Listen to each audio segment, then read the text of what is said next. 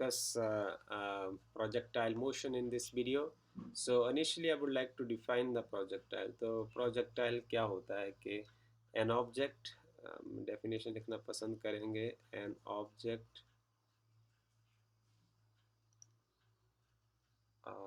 that is in flight,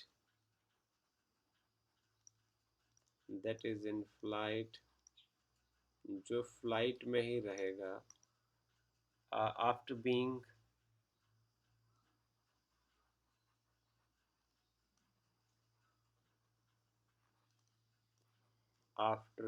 projected is called,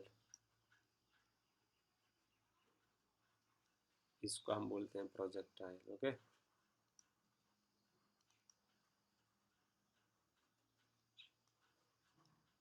is called projectile. So this motion, the motion of the projectile, may be thought of as a result of two simultaneously occurring components of motion. इस ये projectile motion में क्या होता है कि जैसे for example कि आप यहाँ से किसी ऑब्जेक्ट को फेंकते हैं एयर में, तो ग्राउंड से आप ऐसे फेंकते हैं कि आपका जो ये एंगल है वो थीटा 0 है, और इसमें क्या होगा कि साइमल्टेनियसली दो मोशन होंगे, एक होगा मोशन अलोंग एक्स एक्सिस और दूसरा होगा motion along by axis. So ये जो फर्स्ट प्रेडिक्शन है कि one component is along horizontal direction and without any acceleration, जो एक्स एक्सिस की ओर मोशन होगा उसमें कोई एक्सेलरेशन नहीं होगा, acceleration will remain equal to 0, this is without acceleration. और जो वर्टिकल डायरेक्शन में मोशन होगा वो this is with acceleration. So हम यहाँ लिखते हैं कि one component is along this motion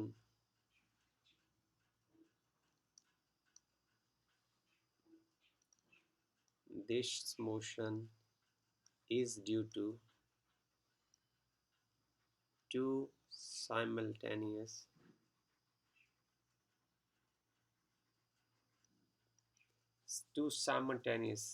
इसमें दो मोशन इकट्ठे होते हैं, occurring components of motion, occurring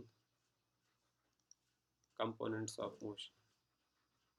इस मोशन में दो कंपोनेंट होंगे, एक कंपोनेंट क्या होगा along x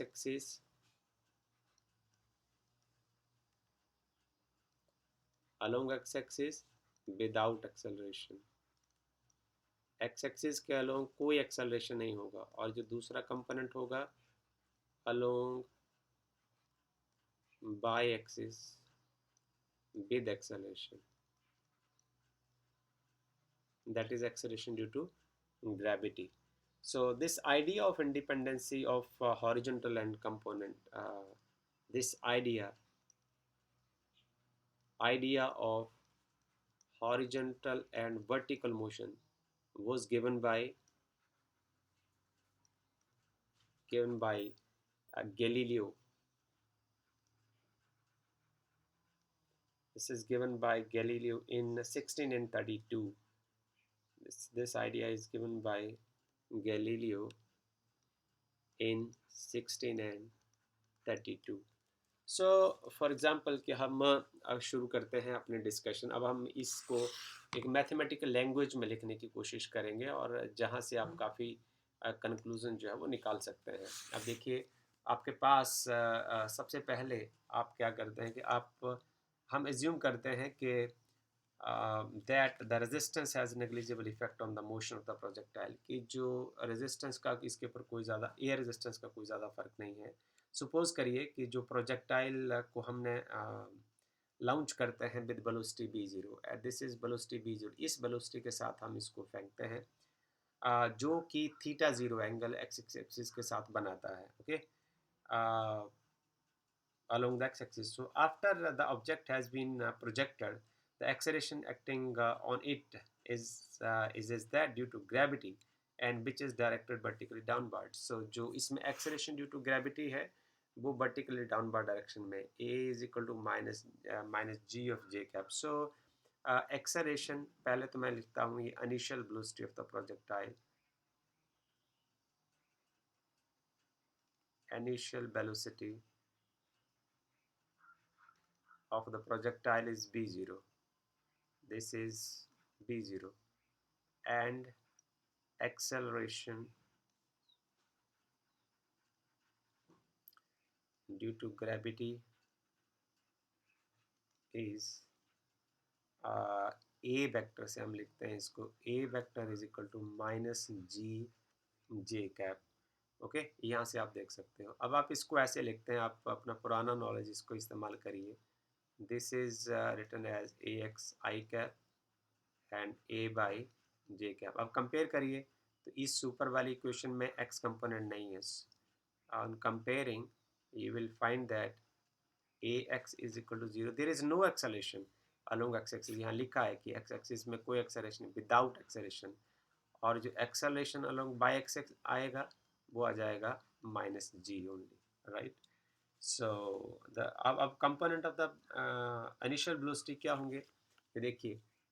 यदि आपने रिजोल्यूशन ऑफ द वेक्टर पढ़ा हुआ कि वेक्टर्स को हम रिजॉल्व कैसे करते हैं, तो यदि आपके पास ये वाला पार्ट जो है वो इनिशियल वेलोसिटी है b0 और ये एंगल थीटा 0 है, तो इसको आप रिजॉल्व कर सकते हैं यूजिंग ट्रिग्नोमेट्री। तो इसकी जो ये वाली साइड हो जाएगी, ये आपके लिए अननोन है, ये आपके लिए नोन है। तो आप करेंगे unknown over known, it is equal to cos theta, so that is theta 0। So unknown side क्या हो जाएगी आपके पास, b0 टाइम कॉस थीटा 0। तो उसका जो ये वाला कंपोनेंट है वो है v0 cos थीटा 0। और इसी तरीके से आप इस कंपोनेंट को भी निकाल सकते हैं। अभी आपको ये कंपोनेंट निकालना है, और नॉन कंपोनेंट जो है वो v0 है, और ये जो रेशो है वो साइन थीटा 0 बन जाएगी। तो अभी ये वाला पार्ट जो है वो बन जाएगा, this is equal to v0 sine theta 0। So this is all about these two components. So its y component of the velocity is v0 sin theta 0, and x component is equal to v0 cos theta 0. So I can write now the component of initial velocity are components of initial velocity are, initial velocity के जो component होंगे वो क्या होंगे, वो हो जाएगा v0x is equal to v0 cos theta 0, comma जो initial velocity along by direction कितना होगा, this is v0 sin theta 0। Okay, अब हम क्या करते हैं कि हमारा जो कोऑर्डिनेट सिस्टम है वो ओ पॉइंट के ऊपर लोकेट है, और इसके जो कोऑर्डिनेट्स होंगे वो क्या हो जाएंगे, we have x0 is equal to 0 and y0 is equal to 0। This are coordinates of the origin. हम इस्तेमाल करते हैं by using the basic equation, by using equation s is equal to ut plus 1/2 at square. ये हमारी equation है, इसको हम resolve करते हैं ना अलोंग x एक्सिस, क्योंकि ये दो साइमल्टेनियस मोशन है। अलोंग x एक्सिस क्या होगा, जो x है वो हो जाएगा x, और ये इक्वेशन हो जाएगी v0x initial velocity into T plus 1/2 ax into T square. But x axis के केस में क्या है, जो v0x है वो है आपके पास v0 cos थीटा 0, यहाँ से देख लीजिए। और जो एक्सेलरेशन अलोंग x एक्सिस है वो यहाँ से देख लीजिए, वो 0 है। अब आप इसको इसी इक्वेशन में पुट कर दीजिए, आपके पास आ जाएगा x is equal to v0 cos theta 0, ये शुरू का एंगल है, इंटू t। और इस इक्वेशन से आप निकाल सकते हैं कि जो t है, यहाँ से आप निकाल सकते हैं t is equal to x upon v0 cos theta 0। So you can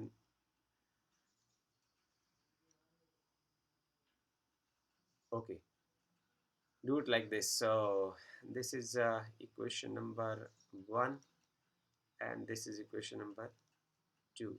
along by axis आप देखिए क्या करेंगे, आप पेंसिल का रंग बदल देते हैं।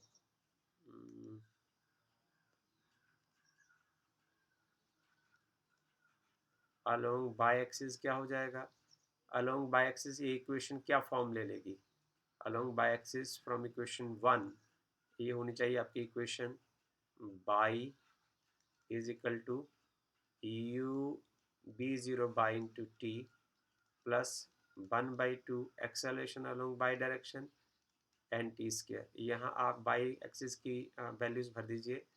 Initial velocity along by direction, initial velocity along by direction is equal to V zero sine theta zero हो जाएगा and acceleration along by direction यहाँ से आ जाएगा, this is equal to minus g. दोनों को उठाइए, यहाँ पुट कर दीजिए, y is equal to this is b zero sine theta zero into T plus 1/2 acceleration की जगह माइनस जी और यहाँ आप टी स्क्वायर पुट कर सकते हो। सो this is equation number 3 now. आगे आप लिख दीजिए from equation 2 and 3, from equation number 2 and 3, from equation 2 and 3 हम ये देखते हैं कि टी का वैल्यू को यहाँ सब्स्टिट्यूट कर दीजिए, आपके पास आ जाएगा Y is equal to V zero sine theta zero और टी का वैल्यू आ जाएगा X upon V zero cos theta zero and minus 1/2 G into T का जो वैल्यू है इसको आप लिख देंगे X upon V zero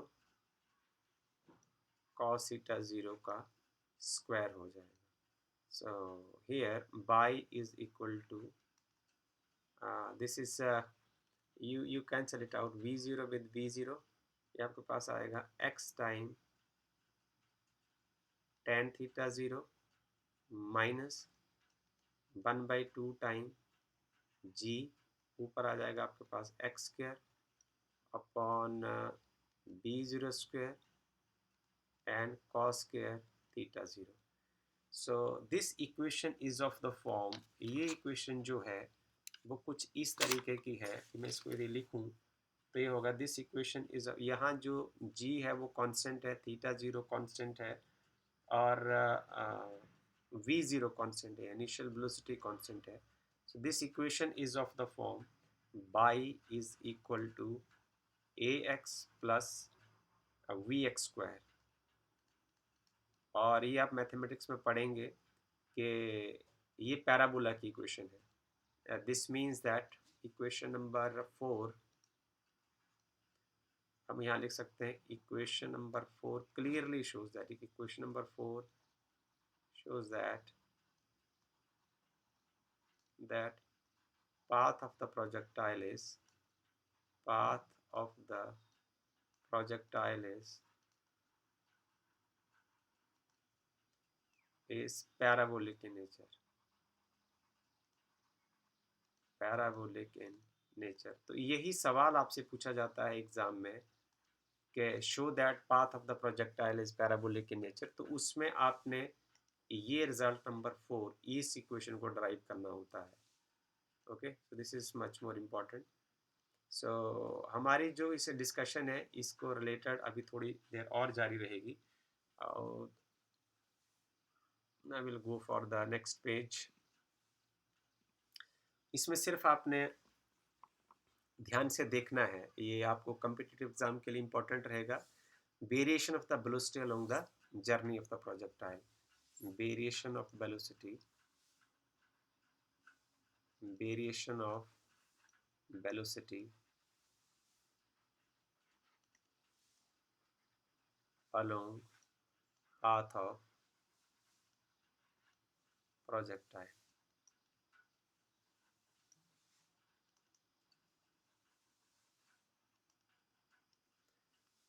velocity किस तरीके से वेरी करती है along the path of the projectile. देखिए, शुरू में जब आप पार्टिकल को यहाँ प्रोजेक्ट करते हैं तो इसकी जो वेलोसिटी है वो v0 है, और इस v0 की वेलोसिटी को मैं ऐसे लिखूँ कि जो v0 इसकी वेलोसिटी है, इसको आप देखिए, इसके दो कंपोनेंट होंगे, b0 x i cap and b0 by j cap. और जो आपने देखा इसको बड़े ध्यान से समझना है आपने, यहाँ से सवाल पूछते हैं तो आपने ये किया है कि जो v0x है तो वो वाला पार्ट जो है, जो ये वाला पार्ट है, ये देखिए v0x जो है हेयर, पिछले डायग्राम में आप जाएं वहाँ देखें कि जो v0x है वो है b0 cos थीटा 0, हमने ड्राइव किया था आपके साथ। और जो b0 बाई है, जो b0 बाई है वो है b0 साइन थीटा 0। अब हम क्या करते हैं कि ये कंपोनेंट कैसे वेरी करते हैं इसके बारे में हम पढ़ते हैं। हमें फाइनल वेलोसिटी निकालनी है क्योंकि शुरू में तो आपका जो प्रोजेक्टाइल है वो इस वेलोसिटी से b0 वेलोसिटी से आपने फेंक दिया, तो पर उसकी वेलोसिटी या तो बढ़ती जाएगी घटती चली जाएगी। तो इसमें दो मोशन है, एक मोशन अलोंग एक्स एक्सिस है और एक मोशन अलोंग वाई एक्सिस है। ये इकट्ठे दोनों मोशन होते हैं और उससे एक रिजल्टेंट मोशन बनता है प्रोजेक्टाइल मोशन। अब देखिए फाइनल वेलोसिटी क्या होगी, by using the expression, by using,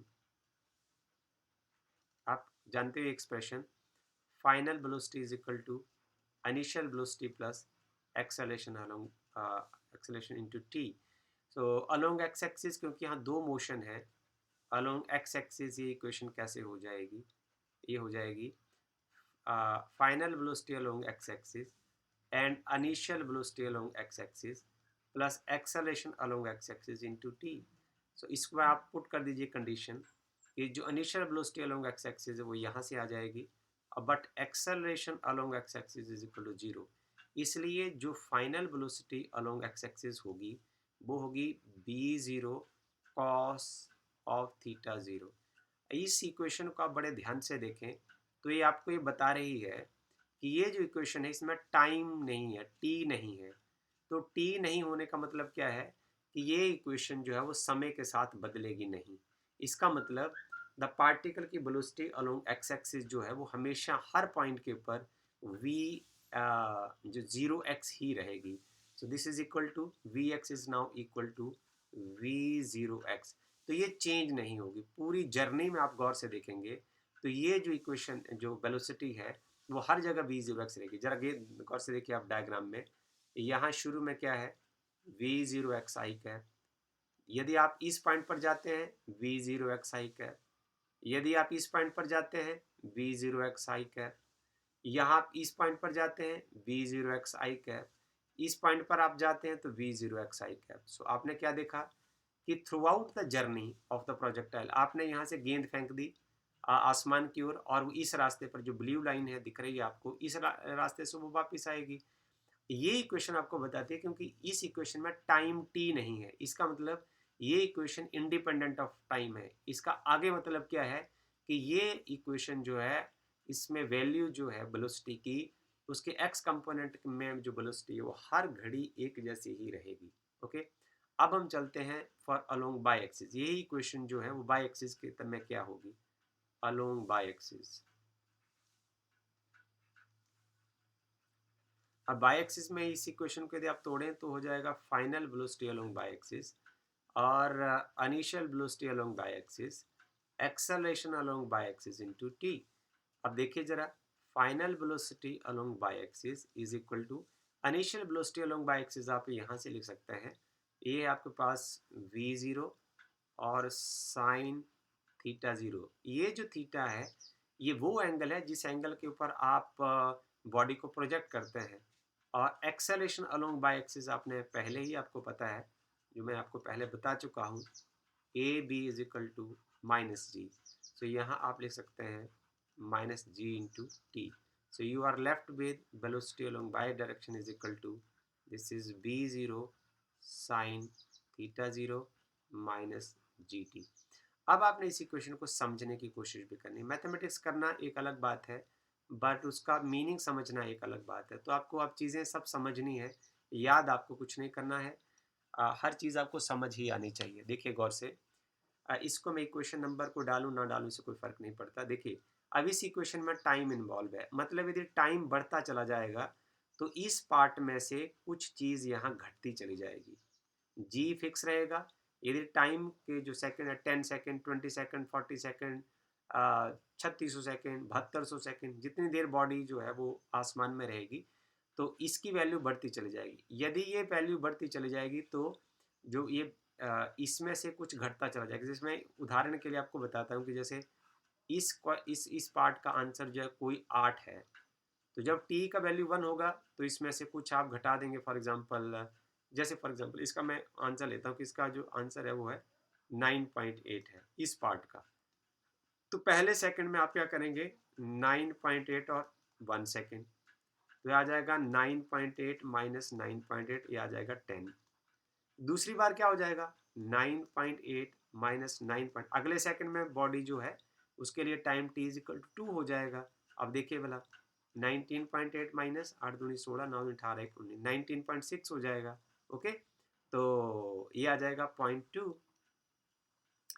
अब आप ये देखेंगे कि जो वेलोसिटी अलोंग बाय डायरेक्शन है वो इन दोनों को घटा के आएगी। आपने देखा यहाँ 10 थी और यहाँ घट के और कम हो गई। तो यही आपको यहाँ से समझना है कि जब वेलोसिटी जो टाइम का फंक्शन है वो लगातार बदलती चली जाएगी। अब हम यहाँ देखते हैं कि बदल भी रही है कि नहीं। ये देखो, इनिशियली जब आपने बॉडी को फेंका तो उसकी वेलोसिटी थी b0 by into J cap.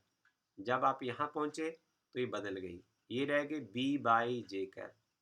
जब आप हाईएस्ट पॉइंट पर पहुंचे तो ये आ गई b Y that is equal to 0, यहाँ आके 0 हो गई।